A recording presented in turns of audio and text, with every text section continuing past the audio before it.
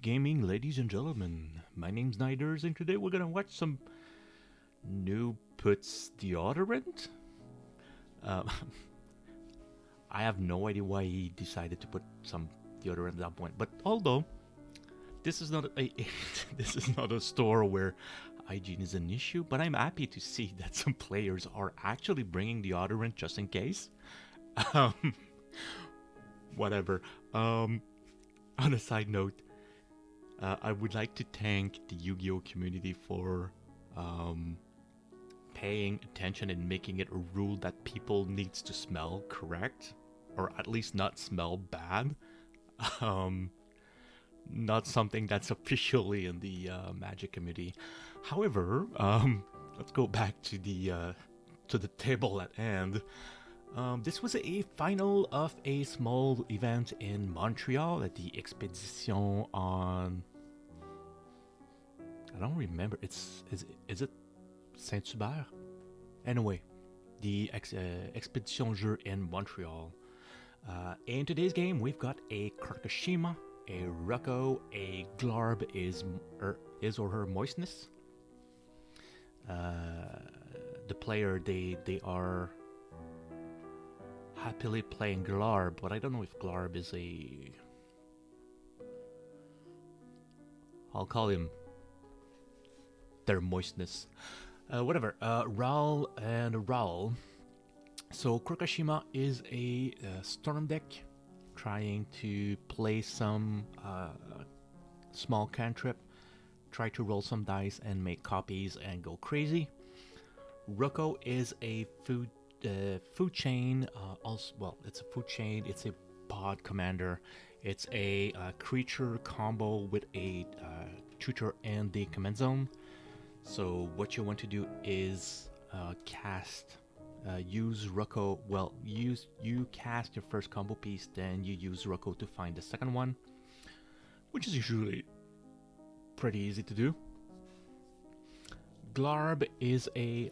I always look at my top, and Necropotence, or what was it? So with Necropotence, you can actually activate Necropotence, put a card aside that you've already seen so you know what it is, then pay one, look at the top, pay one for Necropotence, put it in exile until end of turn, look at your top, and then you can pretty much go, not necessarily try to do a Born Upon a Wind end of turn.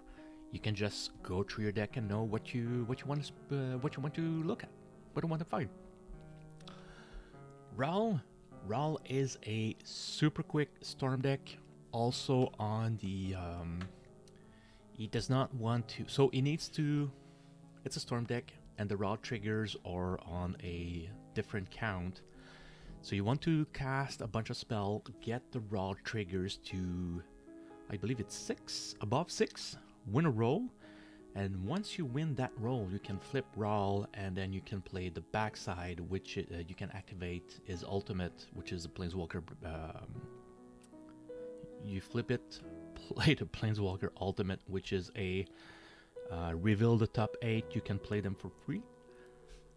And he has a bunch of small spell like Reckless Impulse. So Impulse draw, exile, and play until end of turn and stuff like that. Draw this card. So he is trying to find a bunch of small spells like that he can just go and raise the storm count and end up on a Grape Shot or any other spell that can actually just close the game. Pre-games were called, mulligans are done, we're gonna go in. Raul going down to 4, which is gonna be a hard game for him. Although, could be red, turn 1, Ancient Tomb, turn 2, Wheel, which could be something. Pre-game's called, Rocco dropping a gemstone with a Eternal Witness. Krarkashima is starting. Mox Diamond for Rocco. For Krarkashima. Pitching a Cephalid Coliseum to Krark. Standard Standard start for a Krarkashima. Sanctum of Eternity. Sanctum of Eternity is something that allows me to bring back Rocco to my hand, so I can recast Rocco to go get something. Gemstone Cavern into Esper Sentinel. Overgrown Tomb for Glarb. Their Moistness. Plays a Petal. Mox Amber. Paid 1 for the Esper. I was like, why did he pay 1 for Petal? But he paid 1 for the Esper. Iron Mesa for Raw. Krarkashima passing. However, Krarkashima is also playing at instant speed, so it doesn't need to do anything on his turn. On their turn. Dropping a Taiga. Red or green. Scorch Rusalka, which is a sack outlet. Sack outlet for, of course, either of the Rectors or Rocco. Passes. Polluted Delta. Most probably get UC. Got some problem remembering Glarb's Scholar. Hey, look at that, I was right. Glarb, which is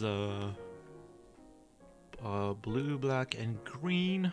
Is that like Sultai color? I don't remember. So they are putting Glarb out. Can look at their top now. So yeah, I don't know my clan. I don't know. I know my wedges. Well, I know Naya because I'm playing Naya, but outside of that, I don't know anything. Raul going and getting a fetch land. Drops a... I know it's the artifact clan, I don't remember what's the name. Casts Raul. Ooh, tried to cast Ponder, but Ponder is a sorcery. Will cast a Mystical Tutor. 2, so he misses. Misses again. Mystical Tutor back to hand. Krarkashima motto, live by the dice, die by the dice. Will try to go and get Pounder. Even his win. Asking if he's paying for Ponder, he's not. Ooh, gets a Ponder, copies it. Ponder is check top tree, rearrange it as you wish. The top tree, put it back in any order, draw a card. Then he does it a second time, so he is able to look at his top 4 and draw 2 of them, hoping he has a fetch land so that he can shuffle if he doesn't like what he sees, because the other 2 card will have to be drawn in the 2 next turn. Mox Ember. Ancient Tomb. Quite decent. Could he have cast Sekishima? Sekishima is 4. He could have cast Sekishima. Avacyn's Pilgrim. Still ramping up with the for the Rocco player. Gas Cradle. 3 green and 1 for a Treasonous Ogre.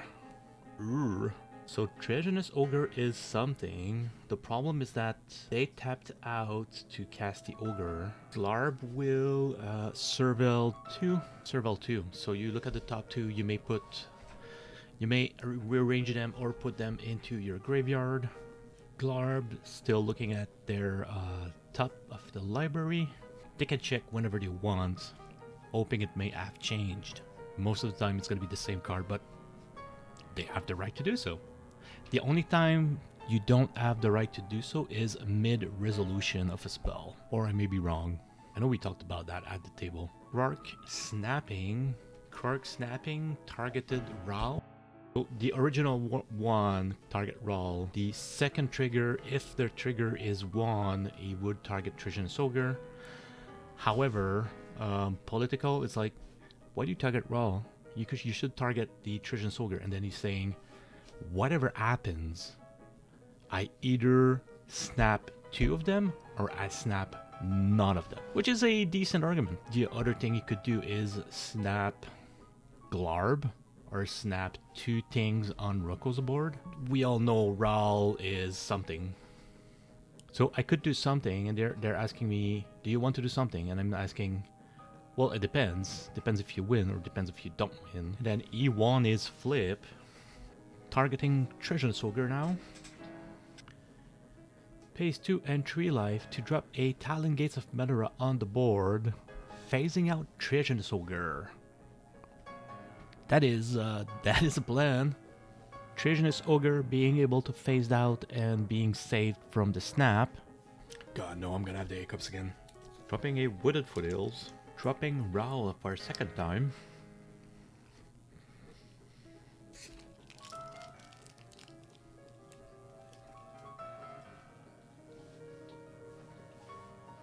Hashling, oh my god. Having a chat about do they leave Ashling in or not? Coming in or not? Ashling is an issue. Ashling could just do a... So, since you make up a spell, it is a life by the sword, die by the sword. If they cast and they're able to win their flip, Ashling will do a board wipe. Killing everything on Rocco, Rocco's board, kill a Ral, but will not get rid of the Glarb. Ashling ETBs, having a discussion on when to trigger Ashling. On untap, upkeep, asking if they'll let me draw. Trying to drop Submerge. So we're raising a flag and like, who has a forest? And I'm like, sure, someone has a forest, but you don't have an island. So if you don't have an island, you cannot submerge. So he does not have a free spell. Thank God.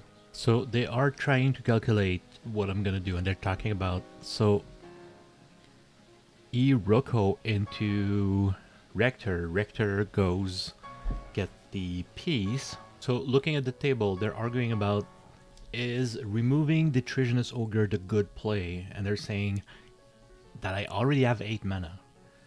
So if I have 8 mana, is it giving me 6 more red an issue? Yes and no. Personally, I would have said yes, it's an issue. What they need to do is to actually making my life harder.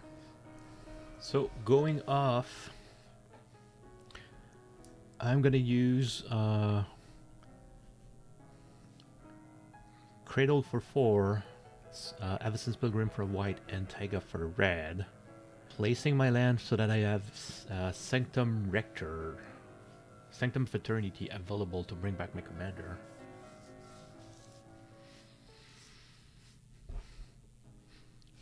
Puts a Curtis on my pool. Casting Rocco for 3.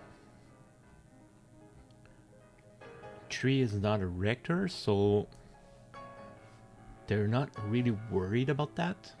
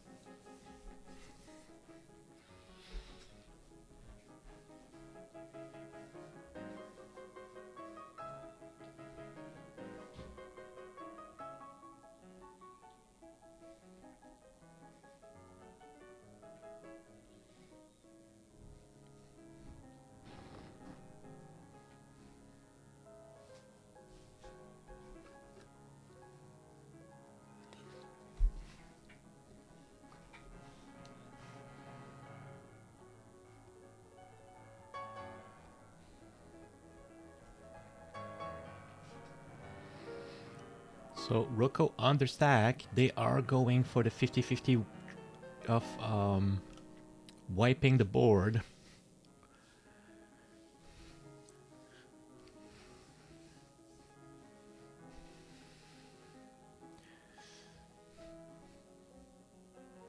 So the first Ashling trigger is this card draw. They are gonna roll. And I am able to survive, thank God. Live by the dice, die by the dice.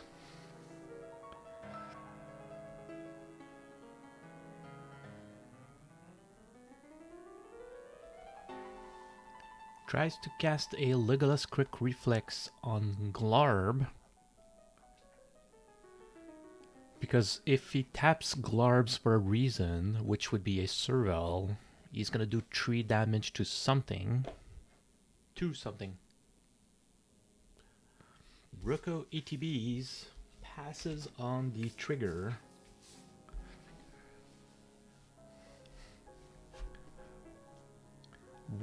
Searching for a 3 or less. The or less is important here. For King and Country, trying to go for the win. Grand Abolisher to stop everything. I don't even remember how I was actually able to... Oh, maybe because I didn't drop a land. Because right now I've got Gemstone, which gives me, with a lock counter, Trojan Soldier for red. We'll go and make 10 red with the Trojan Soldier. Or maybe wiser. So make 5 red, 15. Takes 2 red. Use Sanctum of Eternity to put the commander back in my hand. Gemstone for a white. I'll pay 6 to get 3 more. So 1, 2, 3 plus 4. Rocco for 4. I will effectively go get Academy Rector. Pays 3 to sacrifice Rector to Scourge Rusalka, deal 1 damage to Krarkashima. Rector goes on the stack. Nobody has an answer, so I will exile it to go get an enchantment.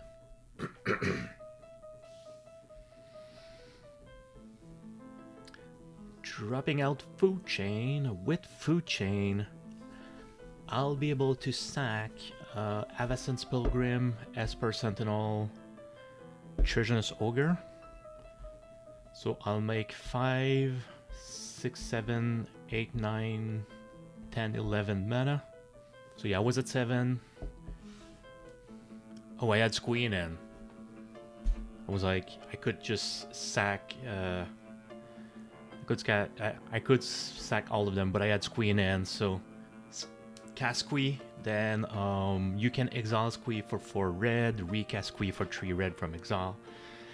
Then when you get 1,000 red mana, you can do that for green, then you do that for white.